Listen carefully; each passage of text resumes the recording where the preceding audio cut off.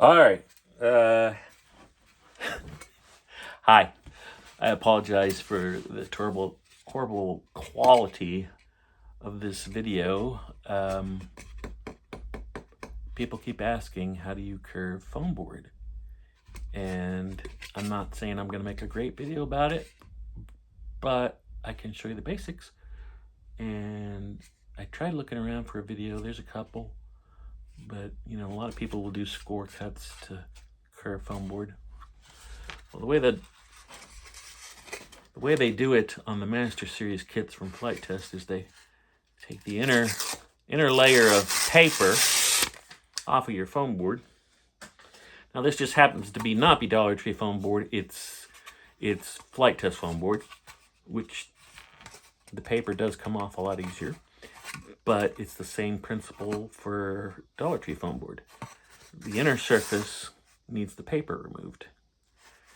And then, I can show you, like on this airplane that I'm working on, I've got these nice curved fuselage pieces. Now this plane doesn't happen to be curved all the way around. It's a MiG, or not a MiG, sorry, Su-57.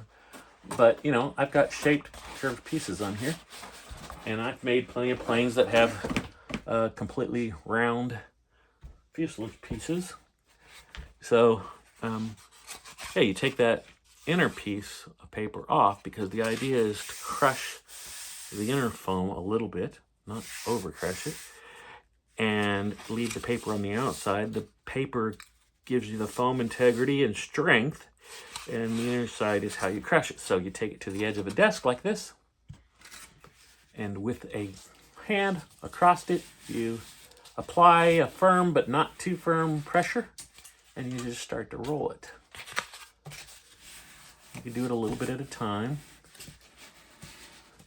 And the idea, you'll know when you've got enough pressure because it's starting to curve. The idea is that you're smushing the inner foam, shrinking it, just like you would a piece of metal, shrinking sheet metal.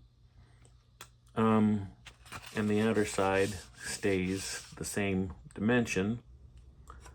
So that's an important thing when I'm designing in Fusion 360. I'm designing an airplane. I am using the outer dimensions for my piece, because not the inner, because I know that I'm going to crush the inside.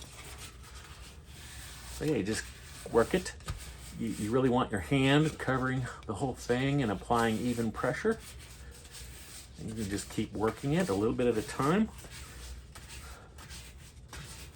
And the ends are a little tricky. They tend to be very straight on the end, and it's hard. So I actually do a little bit of a bend right there, just to help break that up a little bit.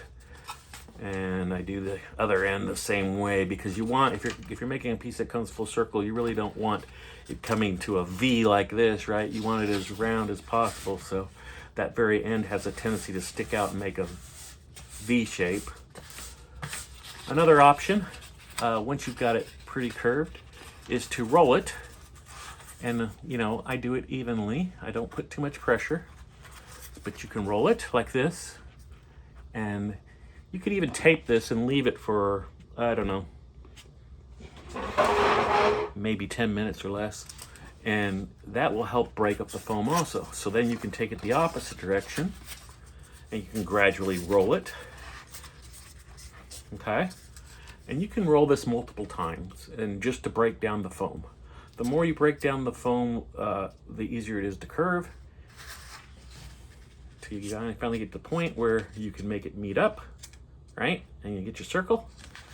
The outside of the paper is nice. If you try to apply pressure in one little spot, you're going to end up crinkling it. You're going to crinkle the paper and it's going to look ugly. So the idea is a nice flat palm. Gradually shape it. Don't apply too much pressure. If you apply too much pressure, you also crinkle the paper, because you're really crushing it. You don't want to over crush. You just want to scrape, break down. I don't know if you can see the surface of that, but it's starting to break down a little bit, see? And that's how you curve Dollar Tree foam board. And the way I build my airplanes is that I have a former that I have in Fusion 360 that I've lofted this as a skin from one former to another, right? So when I get done gluing this, this will wrap around a former, and it doesn't have to be a perfectly round former. It's whatever shape the fuselage is in my design. And then you can either glue it together and then put the former in halfway, because you know half of your former sticks in one end and half sticks out for the next skin. Or you can start at the bottom of your former. I put a tick mark at the bottom of my former to know where the perfect center is, and I start gluing it and then wrap it around and glue it a little bit at a time, and that usually gives a better result than just trying to force and trying to glue do a messy glue job of inserting this former in there. It just depends on what part of the plane you're building and how difficult it is to get the skin around the formers. I hope this was helpful. Not much to it, really. You can shape a Dollar Tree foam board pretty easily without messing up the paper if you take your time. Thanks.